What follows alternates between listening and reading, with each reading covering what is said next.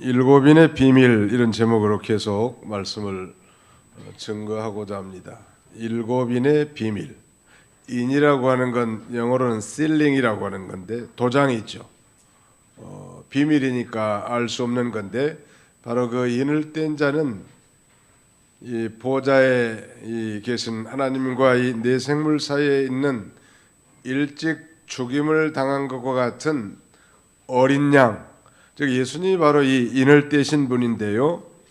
오늘 이 본문은 이제 이 사도 요한이 주일날 하나님 앞에 홀로 이 반모라고 하는 섬에서 예배하고 기도하는 가운데 이 환상 가운데 일곱 인의 이 환상을 보게 되는데 그 인을 뗄 자가 없어서 홀로 아주 통곡했다고 했는데 바로 이 예수님께서 이 인을 뗄 자로 지시해 주셨단 말. 그 인을 뗀다는 것은 하나님의 이 구원 계획, 그걸 성취하심을 가리키는 것인데요.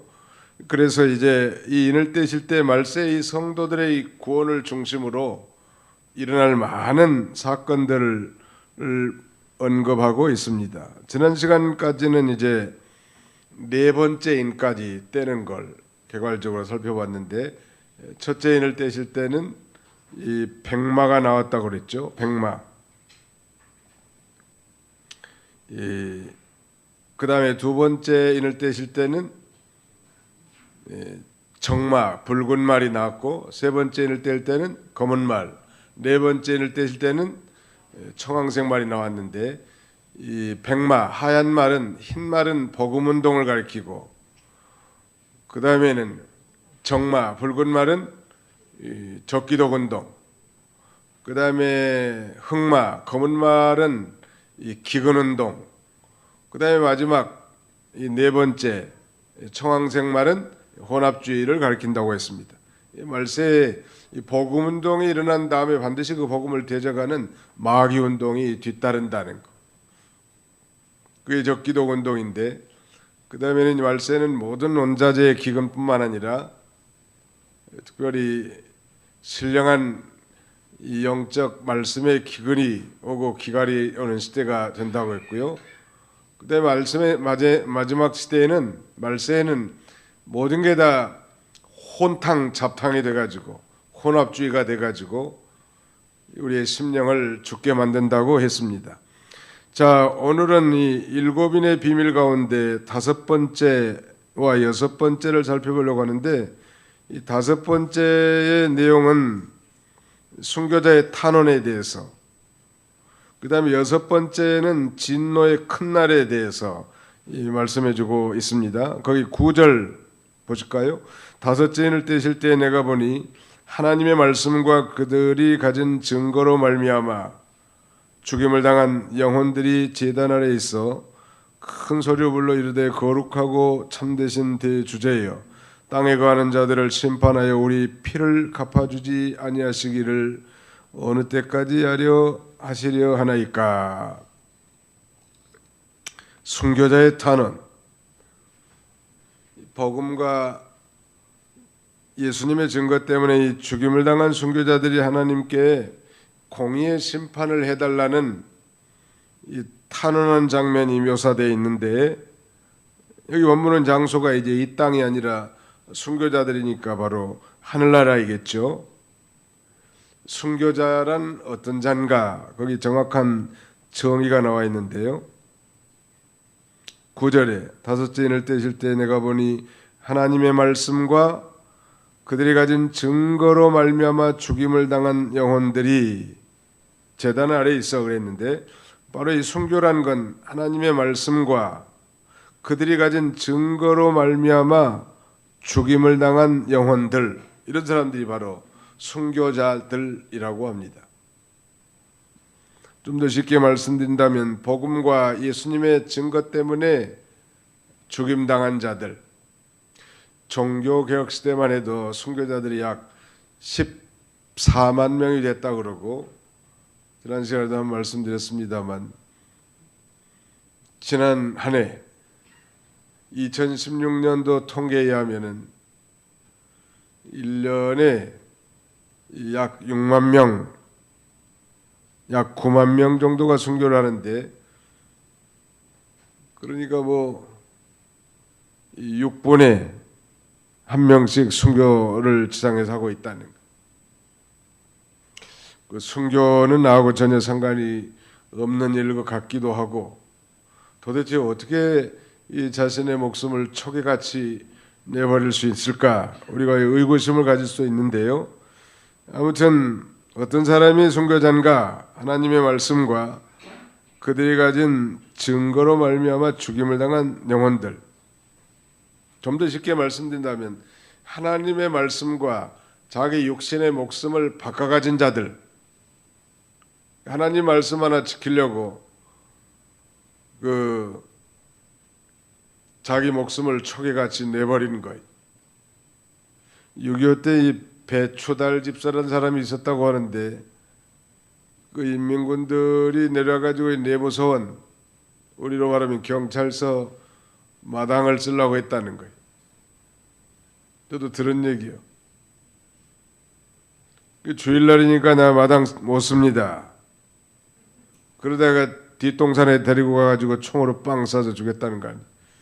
주일날 공산주의가 일 시키는 거 할 수 없다고. 그래서 죽은 거예요. 가서 뭐 마당 쓰러졌으면 죽지는 않겠는데 말이죠. 또 일제시대 때 신사 참배하는 가운데 뭐 신사 참배 한번 고개 끄뻑 한번 숙이면 목숨은 살 수 있을 건데, 그걸 안 하려고. 그건 하나님 말씀에 위배되는 것이기 때문에. 그러다가 순교당한 사람 많다는 거 아니에요.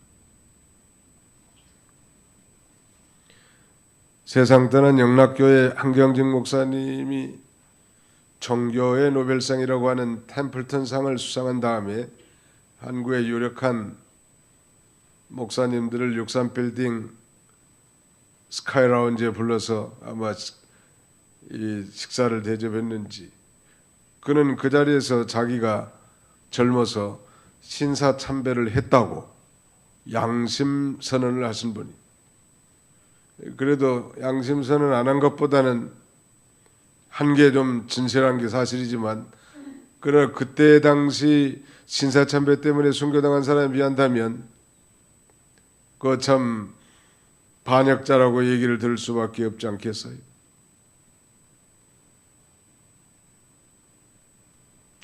아무튼 오대훈 대단히 참 양보와 타협만 해버리면 전혀 핍박이 없을 건데, 그 순교 하나님의 말씀을 지키기 위해서 자신의 목숨을 촉에같이 버린 사람들, 우리 성경에 나타난 이 순교자 최초의 집사하면 스데반 집사를 들 수 있는데, 마찬가지 복음을 증거하다가 돌에 맞아 순교하지 않았습니까?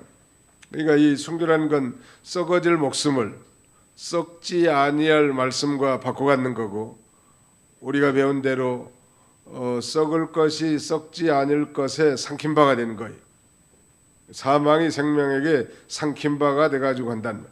이 다음에 하늘나라에 가면, 우리가 예수 믿는 사람 다 천국에 가지만 그 천국에 가면 그 영광이 다 다르단 말. 해의 영광이 다르고, 달의 영광이 다르고, 별의 영광이 다르고, 심지어는 별과 별의 영광, 그 찬란함도 다르다고 했는데, 그 영광의 크기가 어떻게 결정이 될까? 아마 이 순교자들은 아마 큰 영광의 반열에 해와 같이 빛나는 그런 자리에 참여하게 될 것이고, 이 땅에서 믿음을 지킨 것만큼, 아니 우리 자신의 구원을 이룬 것만큼 우리가 천상에 가서 그 영광에 참여하게 될 것입니다. 복음 전하면서 하나님 말씀 지키다가 죽는 것은 다 예수님을 위해서 죽는 거예요. 이 땅에서 뭐 요새 100살 살면 장수했다고 하는데, 하나님의 그 영원한 시간 앞에 우리가 뭐 백수했다고 해서 뭐 얼마나 되겠습니까? 하나님의 영원한 시간 앞에 이 100살은 그건 그야말로 파리가 똥 싸고 지나간 아주 짧은 궤적밖에 걸릴 수 없단 말. 그런데 자기 이 어차피 죽을 몸인데 썩을 것이고 이 썩을 몸을 썩지 않는 그 영원한 일을 위해 이바지한 것은 그 영광이 영원히 남아있는 일이란 말. 이거 참 말하기는 쉽지만 그 행동으로 옮긴다는 것이 쉽지 않을 것 같아. 최 목사, 너 예수님을 인정하면 살려주고, 너 예수님을 부인하면 살려주고, 예수님을 인정하면 죽이겠다. 상당히 심각한 고민이에요. 근데 지금 생각 같아서는 그 당장 죽이면 할만할 것 같아요. 너 예수님을 부인하면 살려주고 예수님을 주님이라고 믿고 인정하면 죽이겠다. 그래 팡 총으로 쏴가지고 죽이면 순교하겠는데, 아니면 칼로 목을 단칼에 잘라버리든지, 뭐 손가락 하나 자르고 벤치로 이빨 하나씩 뽑으면서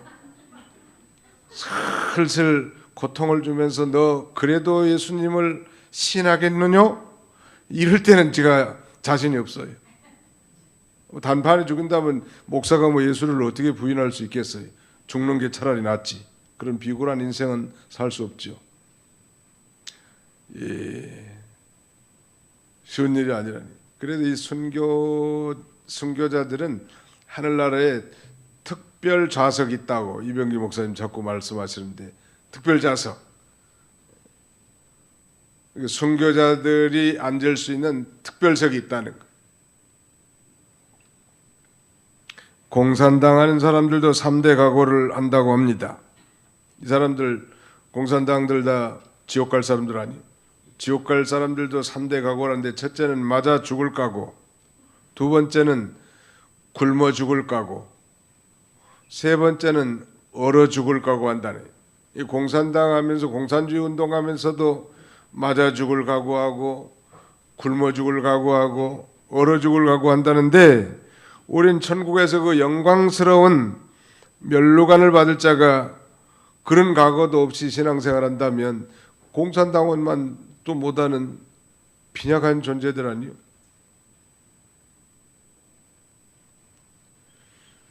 우리가 뭐 피 흘려 죽음으로 순교하는 것만 생각할 게 아니고, 사실 우리 같이 한 학교 생활 학생들 같으면, 직장인 샐러리맨 같으면 직장에서, 가정에서는 어떤 뭐 주부로서, 교회에서는 직분자로서 정말 그 순교할 각오를 가지고 모든 일을 행하는 걸 하나님이 기뻐하실 것 같아요. 뭐 순교의 거대한 제목은 못 된다고 할지라도 그런 마음을 가지고 믿음을 지킨다면 그 뭐가 상사의 명령이 두렵겠냐는 말. 우리가 그런 마음을 가지고 해야 할 것입니다.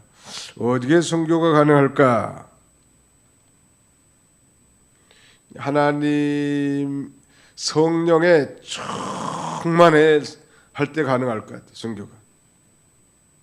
성령 충만의 첫 번째 열매가 사랑이거든요.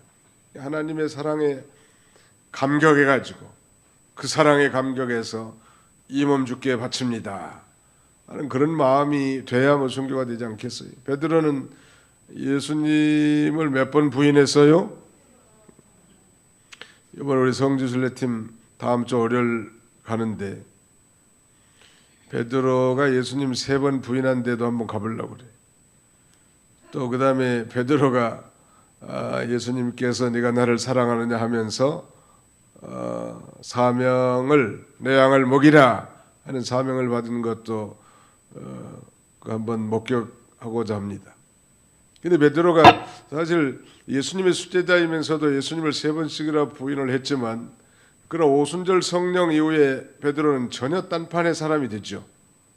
즉 성령이 충만했을 때는 이제 자기를 직접 죽이려고 하는 이 종교 지도자들 향해서도 당당하게, 우리가 어떻게 하나님 앞에서 하나님의 명령을 제껴두고 사람의 말을 듣는 것이 가하겠느냐고, 이렇게 당당하게 얘기할 수 있는 건 그 순교적 자세예요. 전혀 이제 그 죽음을 두려워하지 않는 그야말로 180도 다른 그런 인생으로 변모가 됐단 말. 어떻게 그리 비겁쟁이가 어떻게 이렇게 용감한 사람으로 바뀔 수 있는가? 똑같은 사람인데 말이죠. 바로 성령의 충만함을 받고 하나님의 사랑에 감격해 있을 때 가능하다는. 우리가 늘 깨어서 이 성령 충만한 가운데 살아야지. 그렇지 않고 뭐 허리띠 풀고 방심부주의하고 이렇게 방탕하고 산다면 우리도 언제나 예수님을 부인할 수밖에 없는 그런 자리에 처할 수밖에 없다는 것.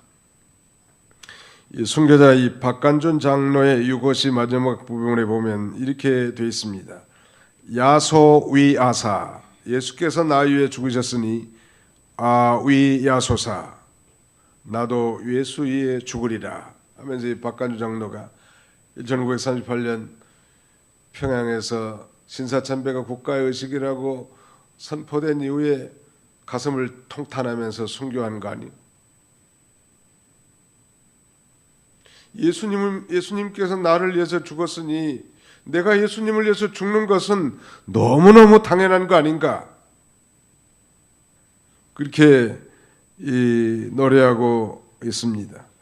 또 순교자 손양원 목사님 그 9가지 감사 내용에도 보면 다 순교에 관한 거예요.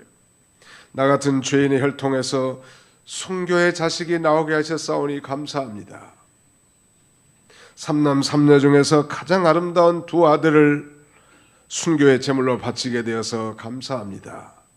한 아들을 순교도 귀하거든 하물며 두 아들이 함께 순교당했으니 더욱 감사합니다. 그가 이 아들의 상해 앞에서 부른 노래예요. 9가지 감사 가운데 그의 감사 내용은 그 순교의 제물로, 그리고 후에 그는 6.25 때 이제 자신도 순교의 제물이 되지 않습니까? 그래서 이제 하늘나라에 간 지금 순교자들이 언제까지 신원해 주지 않겠냐고. 거기 10절 다시 한번 보세요. 순교자들의 탄원 보면 큰 소리로 불러 이르되 거룩하고 참되신 대주제여, 땅에 거하는 자들을 심판하여 우리 피를 갚아주지 아니하시기를 어느 때까지 하시려 하나이까. 이건 뭐 순교자들이 원수 갚아달라고 하는 그런 호소가 아니고요, 하나님의 공의가 나타나기를 고대한 것입니다. 소위 하나님의 공의의 심판을 탄원하는 것인데 그때 뭐라고 답변하는가 보십시오. 11절 같이 읽어봅시다. 11절 시작. 각각 그들에게 흰 두루마기를 주시며 이르시되 아직 잠시 동안 쉬되 그들의 동무종들과 형제들도 자기처럼 죽임을 당하여 그 수가 차기까지 하라 하시더라. 언제까지 기다리라는 거예요? 그러니까 그들의 동무종들과 형제들도 자기처럼 죽임을 당하여 그 수가 차기까지 기다리라는 거예요. 이게 순교자의 자석은 다 예약이 되어 있는데 그 예약된 자석이 다 찰 때까지 기다리라는. 극장에 가도 다 요새는 옛날에 뭐 함부로도 앉았지만 정확한 그 티켓에 자기 좌석이 있지 않습니까? 몇 열에 몇 좌석 가서 앉아야 되잖아요. 잘못 앉으면 비켜줘야 된다고, 주인 오면. 순교자의 좌석이 있는데 그 좌석이 다 찰 때까지 기다리라는 거예요. 그러면서 흰 두루마기를 준 거예요. 흰 두루마기라는 건 뭐 성결이라고 할 수 있겠는데, 우리가 예수를 구주로 믿음으로 의롭다함을 받는데 이걸 신학적 용어로 칭의, 의롭다 칭하심이라고 했습니다. 이건 마치 예수를 믿는 자에게 의의 세마포를 입혀주는 것 같아요. 즉 말하자면 성도에게 이 흰 두루마기를 입혀주는 것 같은데, 여기서 지금 흰 두루마기를 줬다고 하는 것은 이미 칭의받은 하나님의 자녀들이 이 순교를 통해서 그 성결함을 이룬 성화에 이 두루마기를 입혀준 것과 같습니다. 옷이라고 하는 건 이 신분을 가리키는데요, 신분. 예수 믿은 사람에게는 구원의 옷을 입혀준 것이고 의의 옷을 입혀주는 거예요. 의의 두루마기. 그 옷을 입지 못한 사람은 천국에 못 들어간단 말. 반드시 그 옷을 입어야 되는데, 근데 그 옷을 입다 보면 좀 지저분해지기 때문에 요한계시록에 보면 이 두루마기를 빠는 자들은 복이 있다고 했고, 성도들의 이 세마포는 성도들의 의로운 행실이라고 했습니다. 그러므로 그들이 순교의 제물로 하나님 앞에 영광을 돌림으로 말미암아 의의 겉옷을 덧입혀 준 거예요, 말하자면. 그러면서 그들의 동무종들과 형제들도 자기처럼 죽임을 당하여 그 수가 차기까지 기다리라는 게 말하자면. 이 순교자들의 탄원에 대해서 우리가 살펴본 것입니다. 하나님께서 누구를 순교자로 예정하셨는지 알 수 없고, 그 다음에는 내가 순교할까 봐 걱정할 것도 없어요. 왜냐하면 하나님이 순교자가 될 제물이 예정되어 있는 건데, 아이고 순교당하면 어떨까. 지난번에 중국 선교 가지고 공안이 들이닥쳐서 꼼짝달싹 없이 잡힐 뻔했는데 살짝 피해 왔는데, 사실은 잡혔으면 더 수가 나는 거예요.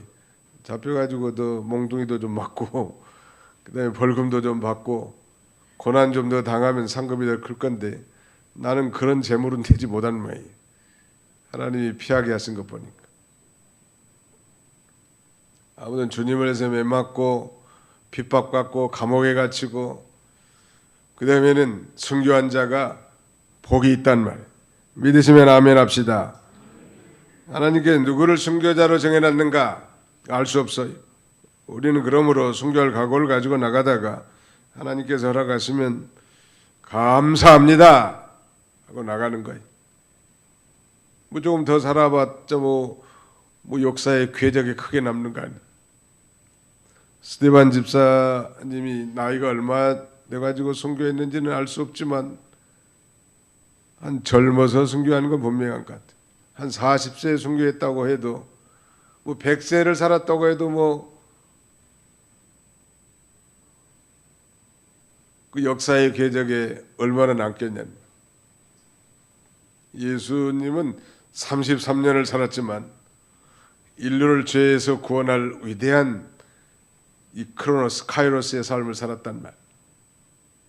오래 산 것이 꼭 능사는 아니에요. 그렇다고 또 뭐 오래 사는 게 무슨 죄책감 가질 필요 없어요. 하나님이 예정한 대로는 거예요. 자, 우리 성경을 한 군데 찾아보겠습니다. 요한복음 21장. 요한복음 21장 거기 한번 18절부터 한번 읽어주시죠. 요한복음 제21장 18절부터 23절까지 한번 읽으시기 바랍니다. 내가 진실로 진실로 내게 이르노니 내가 젊어서는 스스로 띠띠고 원하는 곳으로 다녔거니와 늙어서는 내 팔을 벌리니 남이 내게 띠띠우고 원하지 아니하는 곳으로 내려가리라. 이 말씀을 하심은 베드로가 어떠한 죽음으로 하나님께 영광 돌릴 것을 가리키심이로라. 이 말씀을 하시고 베드로에게 이르시되 나를 따르라 하시니 베드로가 돌이켜 예수께서 사랑하시는 그 제자가 따르는 것을 보니 그는 만찬석에 예수의 품에 의지하여 주님 주님 파는 자가 누구일까 묻던 자더라. 이에 베드로가 그를 보고 예수께 여짜오되 주님 이 사람은 어떻게 되겠사옵나이까. 예수께서 이르시되 내가 올 때까지 그를 머물게 하고자 할지라도 내게 무슨 상관이냐 너는 나를 따르라 하시더라. 예, 거기까지. 여기 자세히 보시면 이제 베드로와 요한에 가는 말씀인데, 예수님께서 이제 베드로에게 내 양을 먹이라고 이렇게 말씀하신 다음에 장차 베드로가 어떠한 죽음으로 죽을 것인가를 말씀합니다. 즉 베드로가 순교의 이 제물이 될 것을 예수님이 말씀하시자 베드로가 그러면 저기 있는 이 주님이 사랑하시는 제자 사도 요한은 어떻게 되겠습니까? 거기에 대한 예수님의 질문은 22절에 내가 올 때까지 그를 머물게 하고자 할지라도 내게 무슨 상관이냐 너는 나를 따르라 하시니라. 하나님께서 설령 이 사도 요한이 예수님 재림할 때까지 살려준다고 한들 그게 너하고 무슨 상관이냐? 너는 순교의 제물로 예정이 됐지만 사도 요한이 어떻게 될 건 네가 뭘 그렇게 관여하냐 이 말이에요. 실제로 우리가 잘 아는 대로 예수님의 12 제자 가운데 가룟 유다를 제외하고 그 11명의 제자 가운데 10명의 제자는 다 순교의 제물로 하나님 앞에 바쳐집니다. 모두가 다 순교당했지요. 단 한 명 사도 요한은 전설에 의하면 거의 백수를 가까이 한 것 같아. AD 95년경에 이 요한계시록을 기록하고 그는 말년에 예수의 증거 환난 때문에 저 판모스라고 하는 섬에 유배돼 가가지고 주일날 성령의 감동함을 입어 성령으로 말미암아 요한계시록을 기록해서 우리가 지금 살펴보는 거 아니에요. 그러니까 사도 요한은 오래 장수하게 했고 베드로도 나이는 많았지만 양을 치다가 결국 십자가에 거꾸로 매달려 순교의 제물로 죽었단 말. 말씀드린 여지는 순교의 제물은 다 하나님의 예정 가운데 있는 거기 때문에 우리가 순교 당할까봐 걱정할 필요가 있다 없다? 없다는 거예요. 하나님이 순교할 기회를 주면 감사합니다 하고 거기서 믿음을 지키면 되는 거지 벌벌 떨 필요 없단 말. 벌벌 떨 필요 없어. 왜냐면 자고로 주 안에서 죽는 자들은 복이 있도다. 성령이 가라사대 그러하다. 이는 저희 수고를 그치고 쉬리니 저희 행한 일이 따름이라. 주 안에서 죽는 자들은 복이 있는 거예요. 예수 믿고 죽는 자들이 복이 있단 말. 왜? 모든 수고를 그치고 참된 안식의 세계에 들어갈 수 있기 때문에. 그래 하나님이 오래 살게 한 이유가 뭐겠습니까? 할 일이 남아있기 때문에. 한번 잡읍시다. 사명이 있는 자는 하나님께서 데려가지 않으십니다. 언제까지 안 데려가겠어요? 사명을 다할 때까지. 죽을까 봐 걱정할 필요 없고 또 하나님이 데려가시면 감사합니다 하고 가시는 거. 우리 이양택 집사님이 작년에 세상 천국 가셨고 또 이정순 권사님이 천당 가셨어요. 작년에 대표적인 인물이요. 그 전에는 장순성 권사님 괜히 동생 죽일 뻔했네.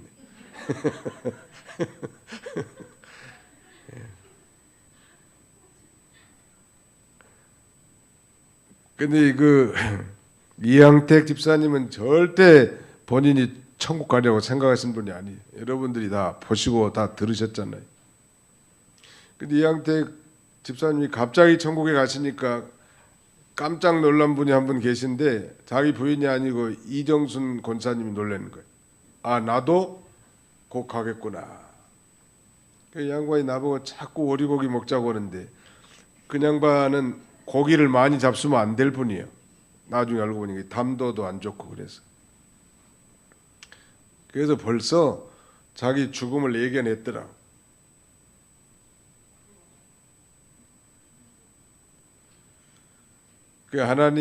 하나님께서 좀 그 깨달음을 주셨는지는 알 수 없지만 아무튼 우리가 언제 하나님이 데려가실지 알 수 없다는 거.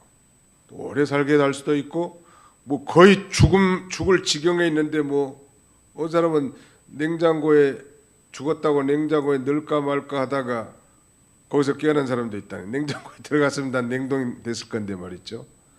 그러니까 하나님이 살릴 사람은 어떻게든지 살려서 사명 감당하게 하시는 것 같고요.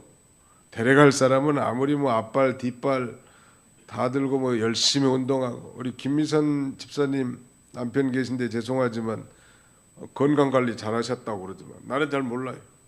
열심히 운동도 하셨고 걷기도 열심히 하고 치료도 여러 가지 마지막 순간에는 비싼 주사도 맞아보고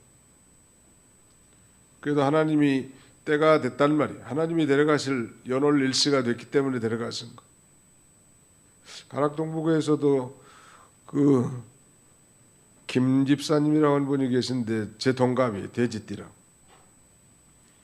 부인은 좀 나이가 젊어. 부인이 한 10살 이상 차이 나는 것 같아. 결혼할 때는 좀 비스무리하게 해야지. 연예인들처럼 뭐 열 몇 살, 뭐 20살 뭐 이렇게 결혼하는 거 좋지 않아요. 처음에는 정신에 빠져가지고 대충 하지만은 나중에 영감탱이하고 어떻게 살 거냐는 말이야. 비슷하게 하는 게 좋아. 한두 살이나 동갑이나.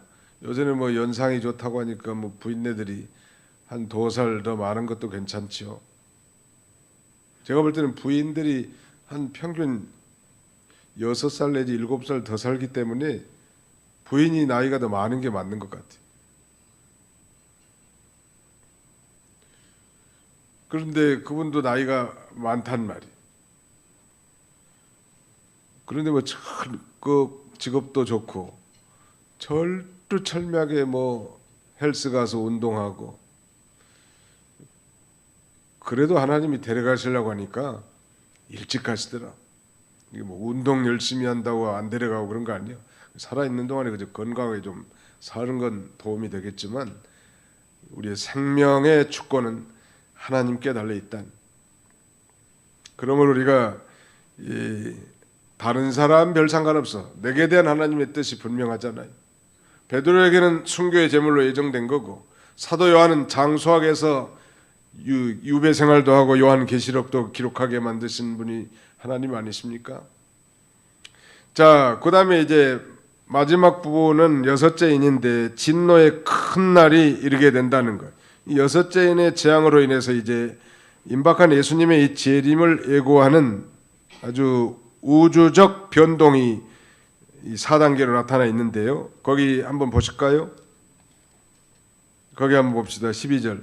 내가 보니 여섯째 인을 떼실 때 큰 지진이 나며 해가 검은 털로 짠 상복같이 검어지고 달은 온통 피같이 되며 하늘의 별들이 무화과 나무가 대풍에 흔들려 설익은 열매가 떨어지는 것 같이 땅에 떨어지며 하늘은 두루마리가 말리는 것 같이 떠나가고 각 산과 섬이 제자리에서 옮겨지매 땅의 임금들과 왕족들과 장군들과 부자들과 강한 자들과 모든 종과 자유인이 굴과 산들의 바위 틈에 숨어 산들과 바위에게 말하되 우리 위에 떨어져 보좌에 앉으신 이의 얼굴에서와 그 어린 양의 진노에서 우리를 가리라.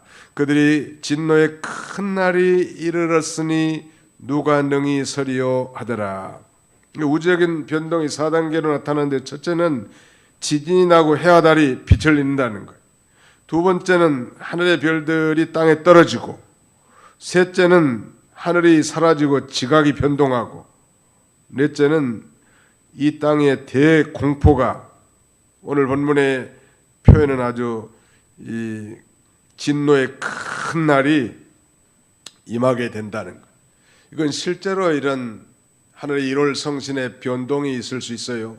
예수님이 십자가에 못 박히실 때 3시간 동안 해가 가려져서 온 천지가 다 아주 시커멓게 됐다고 하지 않았습니까?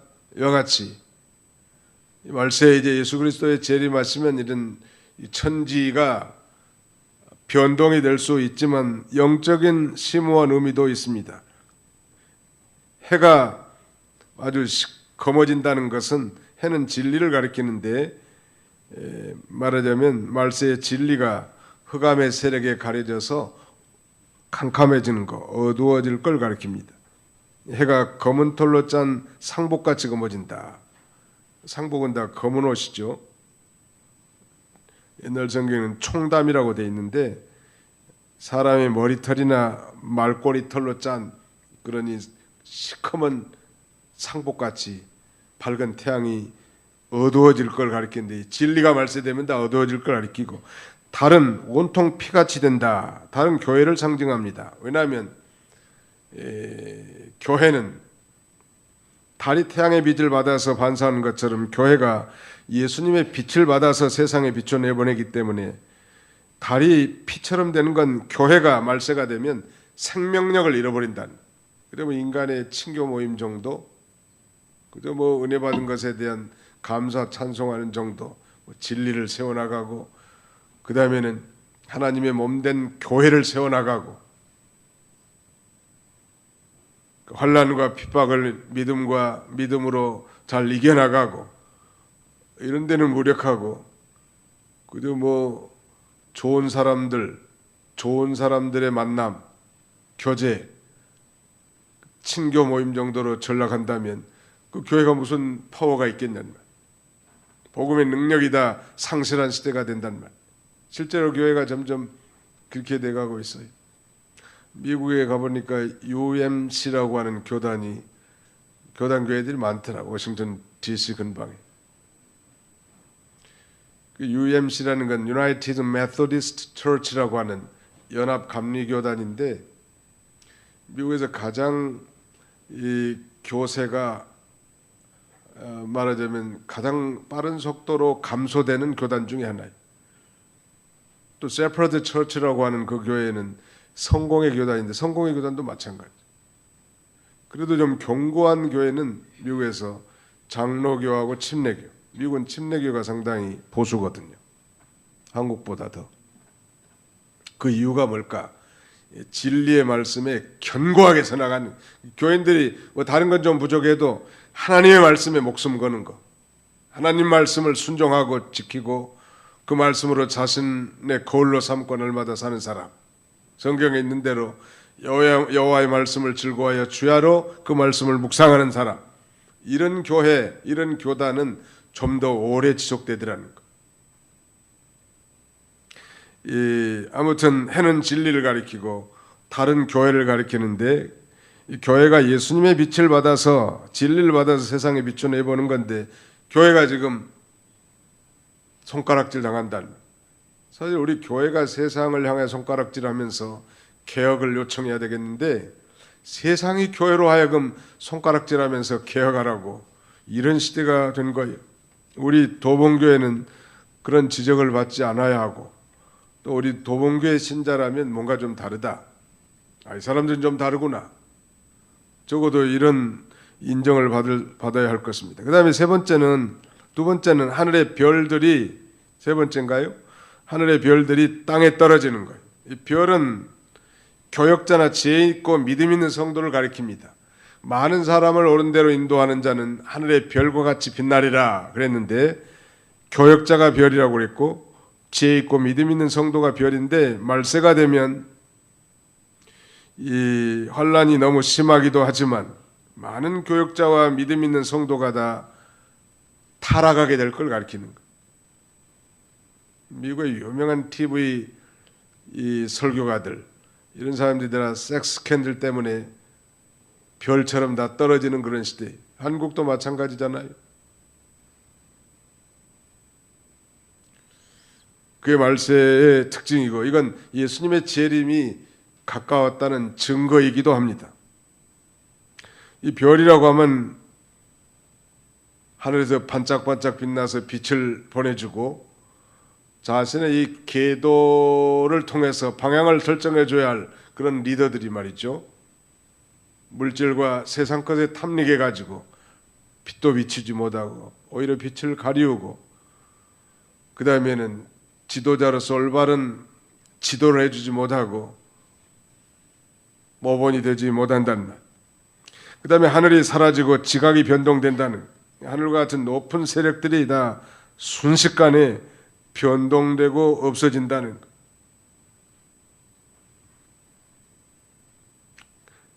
아주 여지부동한 세력들과 단체들도 쉽게 다 망하고 만다는 것.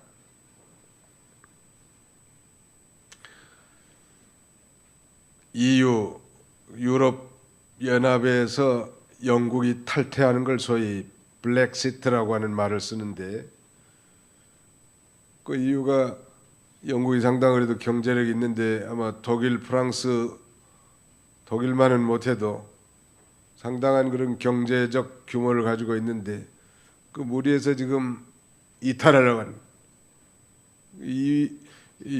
영국의 이 EU 이탈은 전 세계 경제에 상당한 충격을 줄 만한 일이요. 말세 현상들이란 말. 그 다음에 트럼프가 무슨 뭐 세계 기후 협약에서 탈퇴한 거라든지, FTA를 무력화시키려고 한 거라든지, 어떻게 이 트럼프 같은 이 괴물 인간이 미국 같은 그런 선진국가의 리더로 탄생할 수 있을까? 참 이해가 절대 안 돼요. 저는 한 가지 이해가 된다면 말세가 됐고 예수님이 재림이 가까웠기 때문에 저는 희한한 인간이 저 미국의 지도자로 서는구나. 그것밖에는 이해가 안 돼. 자국의 그 이익을 위해서 나서는 것은 자기 지지표를 모으기 위해서는 좋은 일인지 모르지만 비상식적이고 비도덕적이고, 무슨 뭐 세계의 맏형으로서 경찰 국가로서 그런 뭐 책임감 그런 건 다 없어. 그저 돈 낸다고 하면 김정은이하고도 손잡고 타협할 사람이라. 우리가 한미 동맹을 굳건히 해야 되겠지만 우리도 정신을 나름대로 잘 차리고 있어야 돼. 하늘이 사라지고 지각이 변동되고 마지막에는 이 땅에 대공포가 임한다는. 자, 마지막 절 보실까요? 산들과 바위에게 말하되 우리 위에 떨어져 보좌에 앉으신 이 얼굴에서와 그 어린 양의 진노에서 우리를 가리라. 그들의 진노에 큰 날이 일었으니 누가 능히 서리요 하더라. 그러니까 예수 믿지 않는 땅의 임금들, 왕족들, 장군들, 부자들, 강한 자들, 모든 종과 자유인들이 다 이 굴과 산들의 바위 틈에 숨는다네. 하나님의 이 진노의 큰 날에. 이 죄인들의 특징 중에 하나는 숨는 걸 잘해. 그 숨는다고 못 찾을 줄 알아요? 바위 틈에 숨는다 다 찾아내는 거예요. 그러면서 아예 이 산들과 바위에게 뭐라고 말하냐면 자기 머리에 떨어져서 아예 하나님과 어린 양 예수 그리스도의 진노의 소리를 가리라는 거. 죽어도 편안하게 못 죽을 것 같으니까 자기들이 먼저 선수치겠다는 거. 그러나 예수 믿는 사람은 예수 그리스도께서 우리의 모든 죄를 대신 지시고 사망을 정복하셨다는 말. 그래서 예수 그리스도를 믿는 자는 심판을 받지 않는 거예요. 자, 거기 성경 한 군데 찾고 마치겠습니다. 요한복음 3장 18절, 신약성경 요한복음 3장 18절, 요한복음 3장 제18절. 그를 믿는 자는 심판을 받지 아니할 것이요 믿지 아니하는 자는 하나님의 독생자 이름을 믿지 아니하므로 벌써 심판을 받은 것이니라. 36절 같이 한번 읽읍시다. 36절 시작. 아들을 믿는 자에게는 영생이 있고 아들에게 순종하지 아니하는 자는 영생을 보지 못하고 도리어 하나님의 진노가 그 위에 머물러 있느니라. 예수 그리스도의 이 재림 전후에 있을 이 어마어마한 사건들, 우리 너무 놀랄 필요도 없어요. 왜? 앞으로는 더 경천동지할 만한 놀랄한 일이 엄청나게 많이, 그것도 크게 일어날 것이니까. 성큼 우리 주님이 재림이 가까운 줄 알고, 그런 가운데서도 우리 지난 시간에 시간상 살펴보지 잘 못했지만 이 감람유와 포도주는 상해하지 말라고 했는데, 바로 이 감람유와 포도주는 믿는 성도를 가리키는 거예요. 아무리 뭐 진노가 오고 심판이 와도 예수 그리스도를 믿는 성도들은 이 하나님께서 심판하지 않는, 해롭게 하지 않는다. 믿지 않는 자 이들을 다 심판하시는 것.